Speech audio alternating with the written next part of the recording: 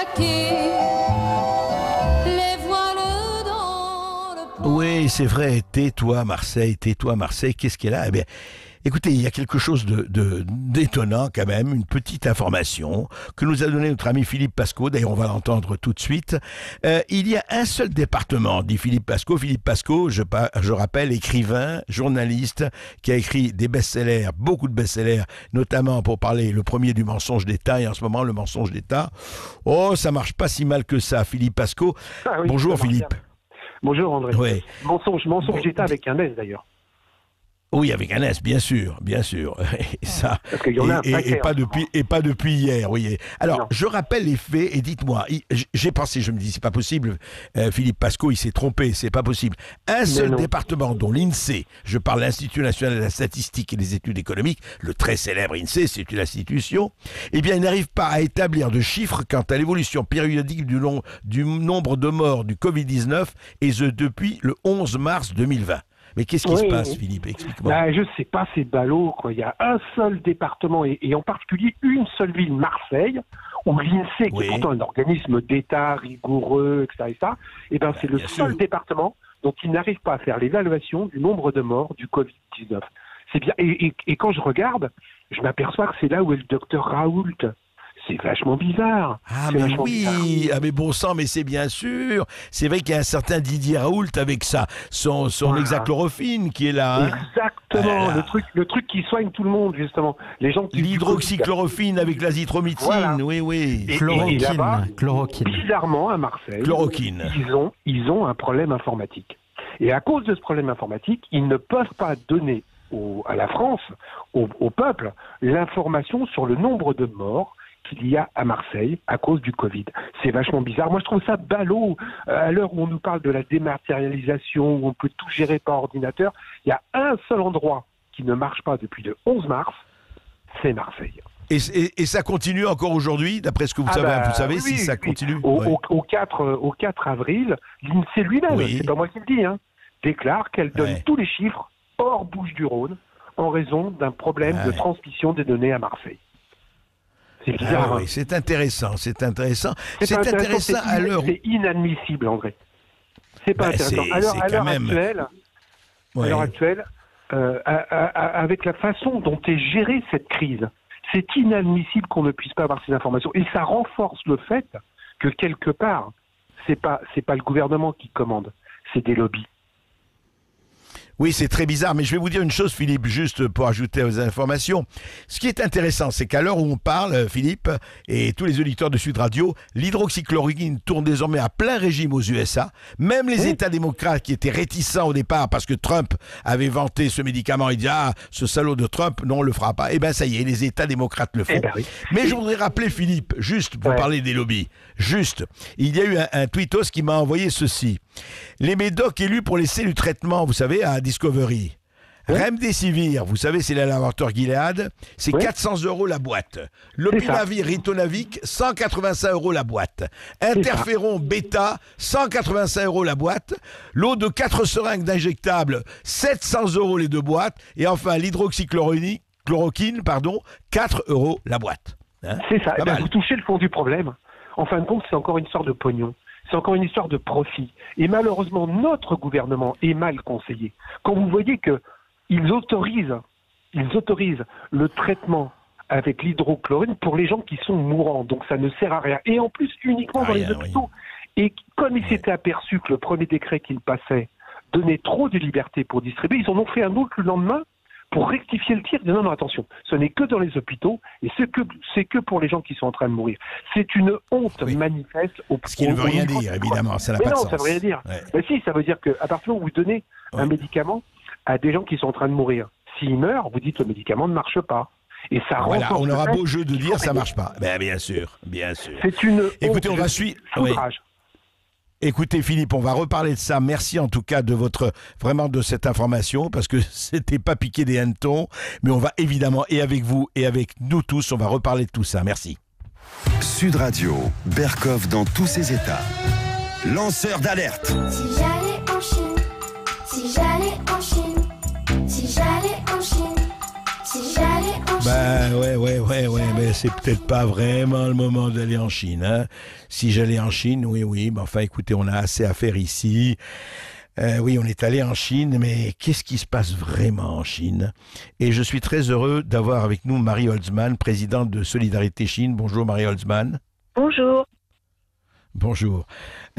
Marie Holzmann, je vais demander, il y a eu beaucoup de bruit, on ne va pas parler de l'histoire, mais enfin beaucoup de choses, beaucoup de questions à vous poser, mais surtout, on a donné, et vous en avez parlé, et un peu partout, on dit, oui, en Chine, il y a eu, depuis l'éruption du coronavirus dans la région de Wuhan, il y a eu 3 à 4 000 morts.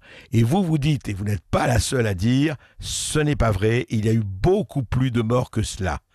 Comment tenez-vous, d'où et comment tenez-vous cela?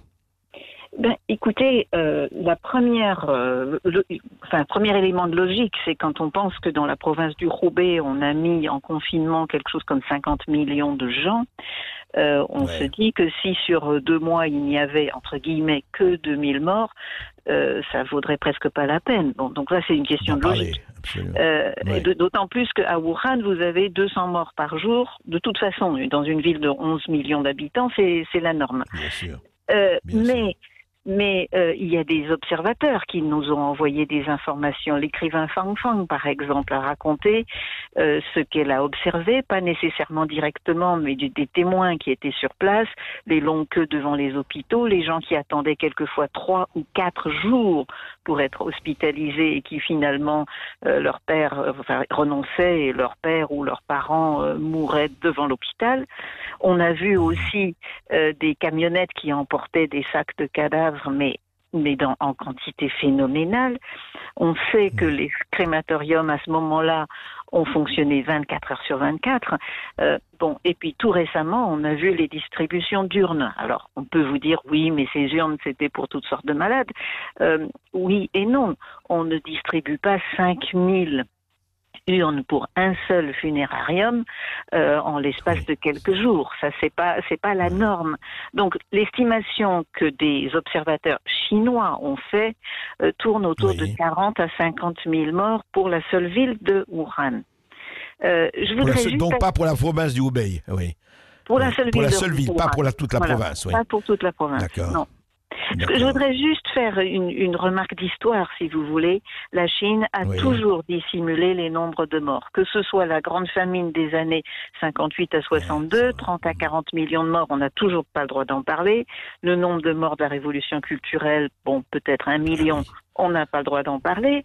Il y a 30 ans, les morts sur Tiananmen, on n'a pas le droit d'en parler. Donc, on est finalement dans une tradition historique, quelque part, on cache les morts. Mais alors justement, Marie Holzmann, est-ce qu'on n'a pas aussi, à part les morts, est-ce qu'on n'a pas caché longtemps la maladie et le virus? Est-ce que, franchement, ça a été beaucoup dit, à votre avis, évidemment, est-ce que la Chine a mis longtemps à révéler ce qui se passait? Je ne parle pas de quelques médecins qui ont disparu après ou qui sont morts, je parle des autorités chinoises. Les autorités chinoises, elles fonctionnent d'une façon extrêmement bureaucratique, c'est-à-dire seule l'autorité centrale a le droit de communiquer. Donc, lorsque des médecins à Wuhan ont essayé d'informer la population, l'autorité centrale a immédiatement dit « taisez-vous, vous répandez des rumeurs ». À ce moment-là, l'autorité centrale n'était peut-être pas au courant encore. Mais ce réflexe a fait perdre du temps. Alors, à mon avis, le temps qui a été perdu va presque jusque 2 mois, puisque les premiers cas... Mais bien sûr que c'est énorme. Les premiers cas tourneraient autour du 1er décembre, et puis l'affluence de cas vers le 25 décembre, disons, et le confinement de Wuhan n'a commencé qu'à partir du 23 janvier.